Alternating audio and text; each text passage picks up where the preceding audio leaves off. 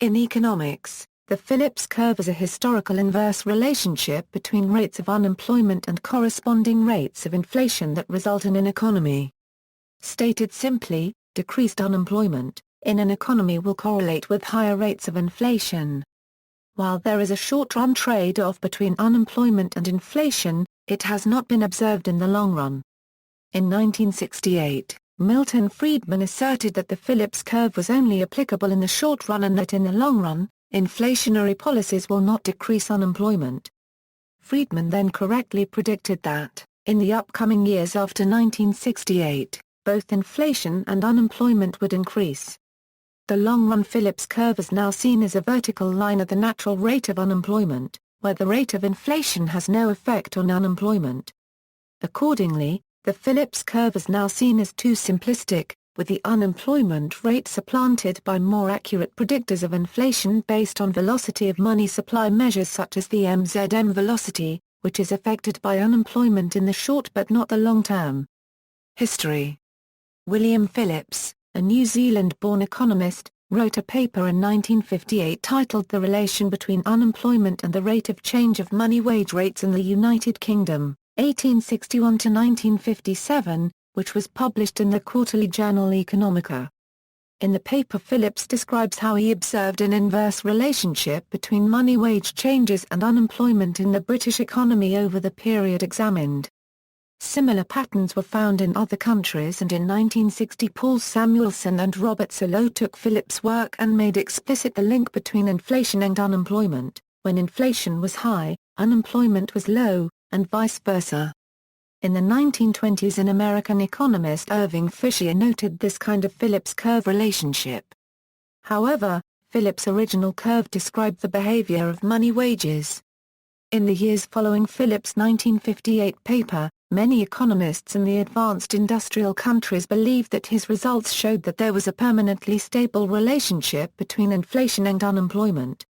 One implication of this for government policy was that governments could control unemployment and inflation with a Keynesian policy. They could tolerate a reasonably high rate of inflation as this would lead to lower unemployment. There would be a trade-off between inflation and unemployment. For example, monetary policy and/or fiscal policy could be used to stimulate the economy, raising gross domestic product and lowering the unemployment rate. Moving along the Phillips curve, this would lead to a higher inflation rate, the cost of enjoying lower unemployment rates. Economist James Fordow argues that this view is historically false and that neither economists nor governments took that view, and that the Phillips curve myth was an invention of the 1970s. Since 1974, 7 Nobel Prizes have been given for work critical of the Phillips curve. Some of this criticism is based on the United States experience during the 1970s, which had periods of high unemployment and high inflation at the same time. The authors receiving those prizes include Thomas Sargent, Christopher Sims, Edmund Phelps, Edward Prescott, Robert A. Mundell, Robert E. Lucas, Milton Friedman, and F. A. Hayek. Stagflation. In the 1970s, many countries experienced high levels of both inflation and unemployment, also known as stagflation. Theories based on the Phillips curve suggested that this could not happen, and the curve came under a concerted attack from a group of economists headed by Milton Friedman. Friedman argued that the Phillips curve relationship was only a short-run phenomenon. In this he followed 8 years after Samuelson and Solow, 1960. Who wrote "All of our discussion has been phrased in short-run terms, dealing with what might happen in the next few years. It would be wrong, though, to think that our figure too many that related obtainable price and unemployment behavior will maintain its same shape in the longer run. What we do in a policy way during the next few years might cause it to shift in a definite way." As Samuelson and Solow had argued 8 years earlier, he argued that in the long run, workers and employers will take inflation into account, resulting in employment contracts that increase pay at rates near anticipated inflation. Unemployment would then begin to rise back to its previous level, but now with higher inflation rates. This result implies that over the longer run there is no trade-off between inflation and unemployment. This implication is significant for practical reasons because it implies that central banks should not set employment targets above the natural rate. more recent research has shown that there is a moderate trade-off between low levels of inflation and unemployment. Work by George Akerlof, William Dickens, and George Perry implies that if inflation is reduced from 2 to 0%, unemployment will be permanently increased by 1.5%. This is because workers generally have a higher tolerance for real wage cuts than nominal ones. For example, a worker will more likely accept a wage increase of 2% when inflation is 3%, than a wage cut of 1% when the inflation rate is 0. The Phillips curve today. Most economists no longer use the Phillips curve in its original form because it was shown to be too simplistic. This can be seen in a cursory analysis of U.S. inflation and unemployment data from 1953-92. There is no single curve that will fit the data, but there are three rough aggregations: Euro 1955, Euro 71, 1974, Euro 84, and 1985, Euro 92, Euro, each of which shows a general, downward slope, but at three very different levels with the shifts occurring abruptly. The data for 1953-54 and 1972-73 do not group easily, and a more formal analysis posits up to 5 groups curves over the period.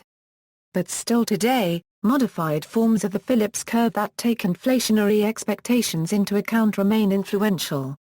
The theory goes under several names, with some variation in its details, but all modern versions distinguish between short-run and long-run effects in unemployment.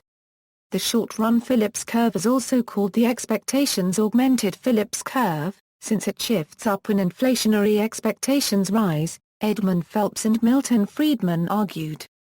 In the long run, this implies that monetary policy cannot affect unemployment, which adjusts back to its natural rate, also called the NAIRU, or long-run Phillips curve. However, this long-run neutrality of monetary policy does allow for short-run fluctuations and the ability of the monetary authority to temporarily decrease unemployment by increasing permanent inflation, and vice versa. Blanchard gives a textbook presentation of the expectations-augmented Phillips curve.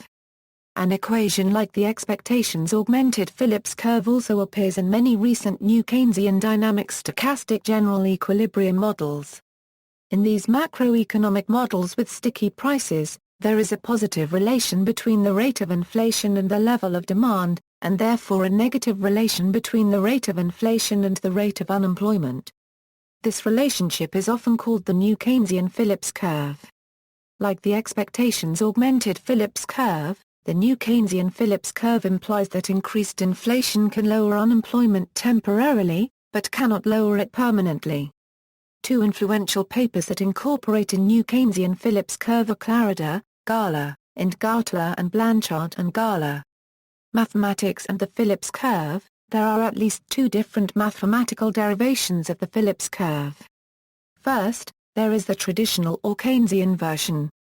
Then, there is the new classical version associated with Robert E. Lucas, Jr. The traditional Phillips curve. The original Phillips curve literature was not based on the unaided application of economic theory. Instead, it was based on empirical generalizations. After that, economists tried to develop theories that fit the data. Money-wage determination. The traditional Phillips curve story starts with a wage Phillips curve, of the sort described by A. W. Phillips himself. This describes the rate of growth of money wages. Here and below, the operator G is the equivalent of the percentage rate of growth of the variable that follows. The money wage rate is shorthand for total money wage costs per production employee, including benefits and payroll taxes. The focus is on only production workers' money wages, because these costs are crucial to pricing decisions by the firms. This equation tells us that the growth of money wages rises with the trend rate of growth of money wages and falls with the unemployment rate. The function f is assumed to be monotonically increasing with use so that the dampening of money wage increases by unemployment is shown by the negative sign in the equation above.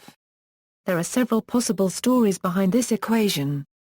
A major one is that money wages are set by bilateral negotiations under partial bilateral monopoly. As the unemployment rate rises, all else constant worker bargaining power falls, so that workers are less able to increase their wages in the face of employer resistance. During the 1970s, this story had to be modified, because workers tried to keep up with inflation. Since the 1970s, the equation has been changed to introduce the role of inflationary expectations. This produces the expectations augmented wage Phillips curve. The introduction of inflationary expectations into the equation implies that actual inflation can feed back into inflationary expectations and thus cause further inflation. The late economist James Tobin dubbed the last term inflationary inertia, because in the current period, inflation exists which represents an inflationary impulse left over from the past. It also involved much more than expectations, including the price-wage spiral. In this spiral, employers try to protect profits by raising their prices and employees try to keep up with inflation to protect their real wages.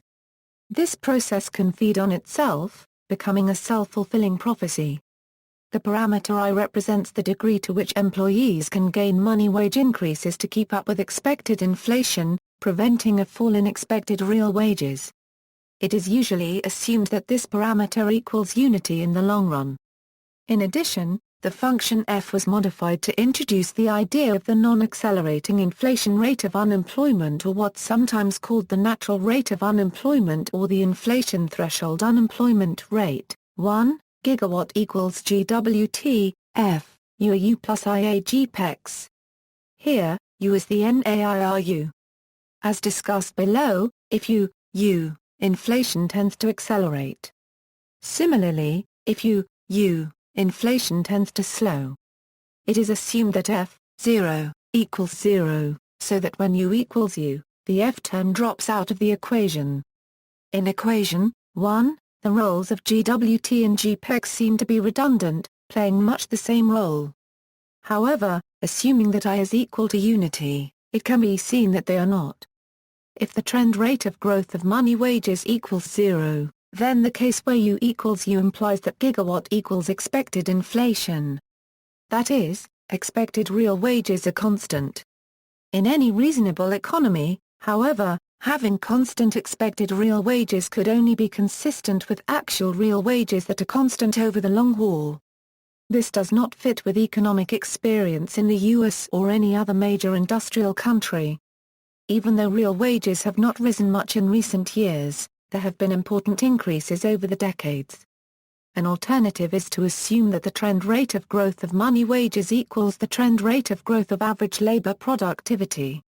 That is, 2, GWT equals GZT. Under assumption 2, when U equals U and I equals unity, expected real wages would increase with labor productivity. This would be consistent with an economy in which actual real wages increase with labor productivity.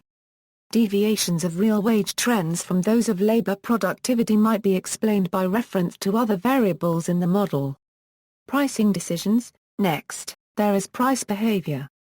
The standard assumption is that markets are imperfectly competitive, where most businesses have some power to set prices. So the model assumes that the average business sets prices as a markup over unit labor costs in production measured at a standard rate of capacity utilization and then add in unit material costs. The standardization involves later ignoring deviations from the trend in labor productivity. For example, assume that the growth of labor productivity is the same as that in the trend and that current productivity equals its trend value, GZ equals GZT and Z equals ZT. The markup reflects both the firm's degree of market power and the extent to which overhead costs have to be paid. Put another way, all else equal, M rises with the firm's power to set prices or with a rise of overhead costs relative to total costs. So pricing follows this equation, P equals MA, plus equals MA, slash, quantity of output, plus UMC. UMC is unit raw materials cost. So the equation can be restated as, P equals MA, slash, output per production employee, plus UMC. This equation can again be stated as, P equals MA, average money wage, slash, production labor productivity, plus UMC. Equals MA, with Z, plus UMC. Now, assume that both the average price cost markup and UMC are constant. On the other hand, labor productivity grows, as before. Thus, an equation determining the price inflation rate is GP equals gigawatt, GZT. The price Phillips curves, then, combined with the wage Phillips curve, equation 1, and the assumption made above about the trend behavior of money wages, equation 2, this price inflation equation gives us a simple expectations augmented price Phillips curve, GP equals AF, UAU plus IA GPEX. Some assume that we can simply add in GUMC, the rate of growth of UMC, in order to represent the role of supply shocks. This produces a standard short-term Phillips curve, GP equals AF, UAU plus IA GPEX plus GUMC. Economist Robert J. Gordon has called this the triangle model, because it explains short-run inflationary behavior by three factors: demand inflation, supply shock inflation, and inflationary expectations or inertial inflation. In the long run, it is assumed, inflationary expectations catch up with and equal actual inflation so that GP equals GPEX. This represents the long-term equilibrium of expectations adjustment. Part of this adjustment may involve the adaptation of expectations to the experience with actual inflation. Another might involve guesses made by people in the economy based on other evidence. Expectational equilibrium gives us the long-term Phillips curve. First, with I less than unity, GP equals 1/1 AIA, AF, UAU plus GUMC. This is nothing but a steeper version of the short-run Phillips curve above. Inflation rises as unemployment falls, while this connection is stronger. That is, a low unemployment rate will be associated with a higher inflation rate in the long run than in the short run. This occurs because the actual higher inflation situation seen in the short run feeds back to raise inflationary expectations, which in turn raises the inflation rate further. Similarly, at high unemployment rates lead to low inflation rates. These in turn encourage lower inflationary expectations, so that inflation itself drops again. This logic goes further if I is equal to unity, that is, if workers are able to protect their wages completely from expected inflation, even in the short run. Now, the triangle model equation becomes F, UAU equals GUMC. If we further assume that there are no long-term supply shocks, this can be simplified to become AF, UAU equals 0, which implies that U equals U. All of the assumptions imply that in the long run, there is only one possible unemployment rate, U at any one time. This uniqueness explains why some call this unemployment rate natural. To truly understand and criticize the uniqueness of U, a more sophisticated and realistic model is needed. For example, we might introduce the idea that workers in different sectors push for money wage increases that are similar to those in other sectors. Or we might make the model even more realistic. One important place to look is at the determination of the markup, M. New classical version, the Phillips curve equation can be derived from the Lucas aggregate supply function. The Lucas approach is very different from the traditional view. Instead of starting with empirical data, he started with a classical economic model following very simple economic principles. Start with the aggregate supply function, where Y is log value of the actual output, N is log value of the natural level of output, A is a positive constant, P is log value of the actual price level, and P is log value of the expected price level. Lucas assumes that N has a unique value. Note that this equation indicates that when expectations of future inflation are totally accurate, the last term drops out, so that actual outputs equals the so-called natural level of real GDP.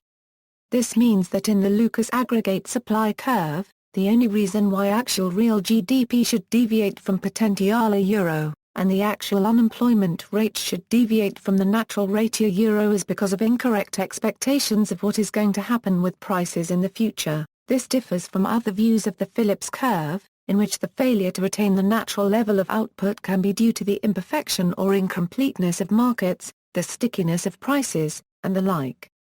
In the non-Lucas view, incorrect expectations can contribute to aggregate demand failure, but they are not the only cause. To the new classical followers of Lucas, markets are presumed to be perfect and always attain equilibrium. We rearrange the equation into. Next we add unexpected exogenous shocks to the world supply V.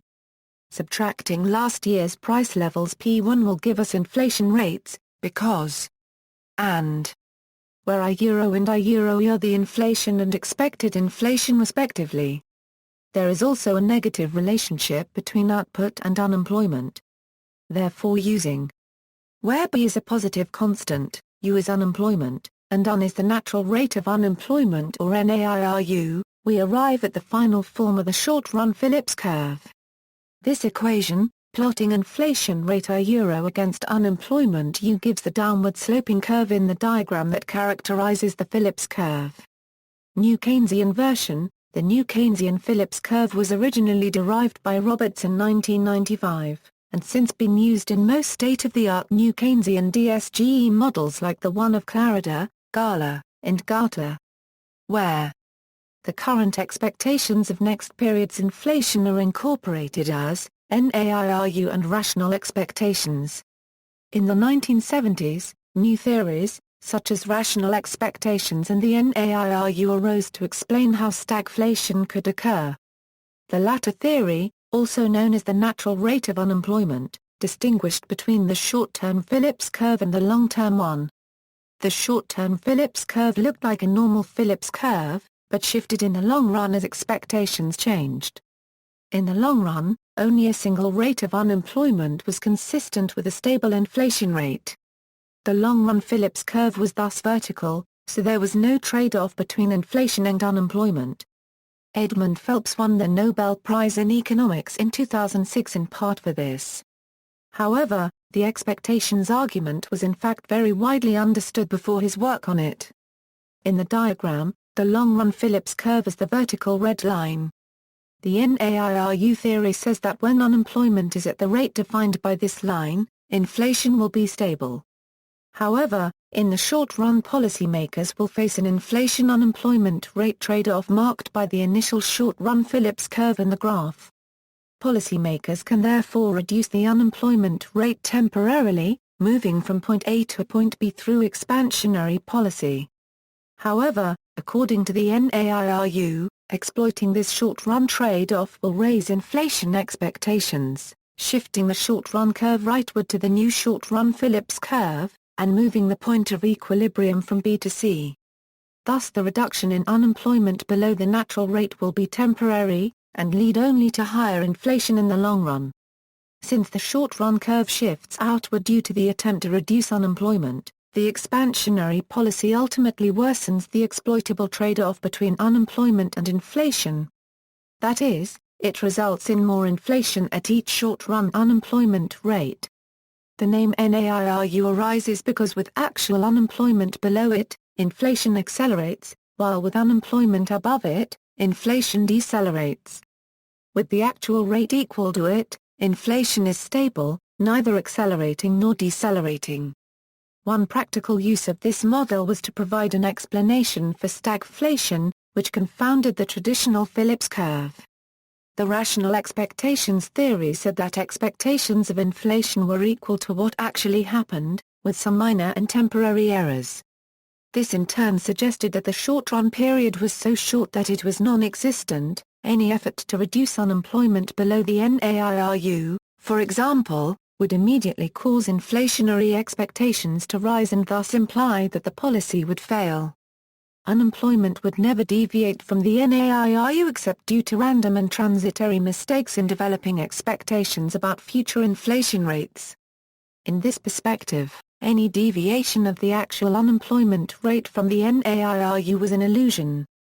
However, in the 1990s in the US, it became increasingly clear that the NAIRU did not have a unique equilibrium and could change in unpredictable ways. In the late 1990s, the actual unemployment rate fell below 4% of the labor force, much lower than almost all estimates of the NAIRU. But inflation stayed very moderate rather than accelerating. So, just as the Phillips curve had become a subject of debate, so did the NAIRU. Furthermore, The concept of rational expectations had become subject to much doubt when it became clear that the main assumption of models based on it was that there exists a single equilibrium in the economy that is set ahead of time, determined independently of demand conditions. The experience of the 1990s suggests that this assumption cannot be sustained. Theoretical questions. The Phillips curve started as an empirical observation in search of a theoretical explanation. Specifically, the Phillips curve tried to determine whether the inflation-unemployment link was causal or simply correlational. There are several major explanations of the short-term Phillips curve regularity. To Milton Friedman, there is a short-term correlation between inflation shocks and employment.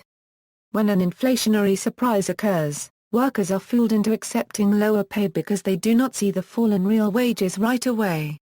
Firms hire them because they see the inflation as allowing higher profits for given nominal wages. This is a movement along the Phillips curve, as with change eventually, workers discover that real wages have fallen, so they push for higher money wages. This causes the Phillips curve to shift upward and to the right, as with B. Economists such as Milton Friedman and Edmund Phelps reject this theory because it implies that workers suffer from money illusion. According to them, rational workers would only react to real wages, that is, inflation-adjusted wages. However, one of the characteristics of a modern industrial economy is that workers do not encounter their employers in an atomized and perfect market. They operate in a complex combination of imperfect markets, monopolies, monopsonies, labor unions, and other institutions. In many cases, they may lack the bargaining power to act on their expectations, no matter how rational they are, or their perceptions, no matter how free of money illusion they are. It is not that high inflation causes low unemployment as much as vice versa. Low unemployment raises worker bargaining power, allowing them to successfully push for higher nominal wages. To protect profits, employers raise prices. Similarly, built-in inflation is not simply a matter of subjective inflationary expectations, but also reflects the fact that high inflation can gather momentum and continue beyond the time when it was started, due to the objective price-wage spiral. However, other economists, like Jeffrey Herbener, argue that price is market-determined and competitive firms cannot simply raise prices. They reject the Phillips curve entirely, concluding that unemployment's influence is only a small portion of a much larger inflation picture that includes prices of raw materials, intermediate goods, cost of raising capital, worker productivity, land, and other factors. Gordon's triangle model. Robert J. Gordon of Northwestern University has analyzed the Phillips curve to produce what he calls the triangle model, in which the actual inflation rate is determined by the sum of demand pull or short-term Phillips curve inflation, cost push or supply shocks, and built-in inflation. The last reflects inflationary expectations and the price-wage spiral. Supply shocks and changes in built-in inflation are the main factors shifting the short-run Phillips curve and changing the trade-off. In this theory, it is not only inflationary expectations that can cause stagflation. For example, the steep climb of oil prices during the 1970s could have this result. Changes in built-in inflation follow the partial adjustment logic behind most theories of the NAIRU. Low unemployment encourages high inflation, as with the simple Phillips curve.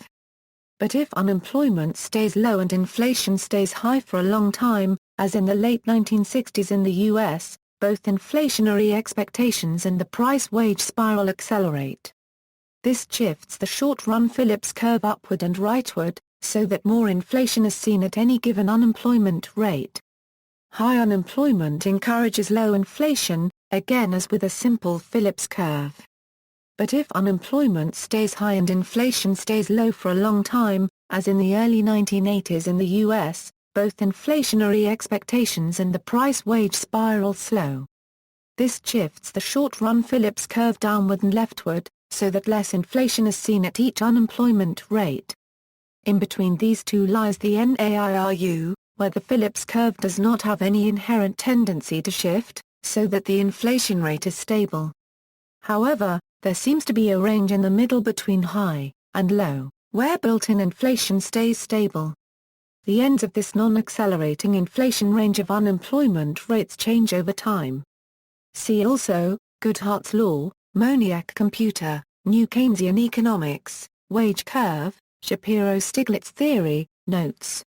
References, Blanchard, Olivier. Macroeconomics. Prentice Hall. ISBN A0-13-013306-X. Blanchard, Olivier. Gala, Geordie. Real Wage Rigidities and the New Keynesian Model. Journal of Money, Credit, and Banking 39, 35 €65 doi, 10.1111 per Joule 1538-46 16.2007.00015 Exa, Clarida, Richard. Gala, Geordie. Gartler, Mark. The Science of Monetary Policy, A New Keynesian Perspective. Journal of Economic Literature 37, 1661 €1707. doi, 10.1257/Gel 37.4.1661. JSTORA 2565488. Fisher, Irving. I discovered the Phillips Curve, a statistical relation between unemployment and price changes, a unregistered trademark.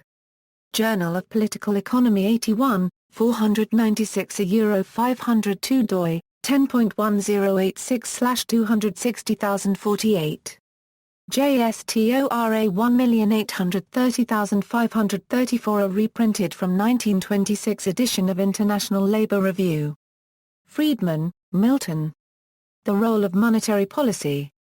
American Economic Review 68, 1 €17. JSTORA 1831652. Keynes, John Maynard. The General Theory of Employment, Interest and Money, Phillips, A.W. The Relationship Between Unemployment and the Rate of Change of Money Wages in the United Kingdom 1861–1957. Economica 25, 283 €299 doi, 10.1111 per Joule 1468-0335.1958 TB00003 Exa, Salzman, Richard M. The Cross in the Curve. The Intellectual Activist 11, 9 €20. ISNA 0730-2355. Further reading, Federal Reserve Bank of Boston, Understanding Inflation and the Implications for Monetary Policy, a Phillips Curve Retrospective, FRBB Conference Series 53, June 9 11, 2008, Chatham, Massachusetts. Gordon, Robert J. The History of the Phillips Curve, Consensus and Bifurcation. Economica 78, 10 €50 doi, 10.1111 per Joule 1468-0335.2009.00815 Exa, Hoover, Kevin D. Phillips Curve. In David A. Henderson. Concise Encyclopedia of Economics. Indianapolis, Library of Economics and Liberty. ISBN A978-0865976658. OCLCA 237794267 QIN, Duo. The Phillips Curve from the Perspective of the History of Econometrics. History of Political Economy 43, 283 €308 doi, 10.1215/001827002-1158763 External links. Left Critique of Phillips Curve from Dollars and Cents Magazine, A Critique of the Phillips Curve by Charles Oliver, Ludwig von Mises Institute, February 9, 1999, audio speech by Jeffrey Herbener at the Ludwig von Mises Institute,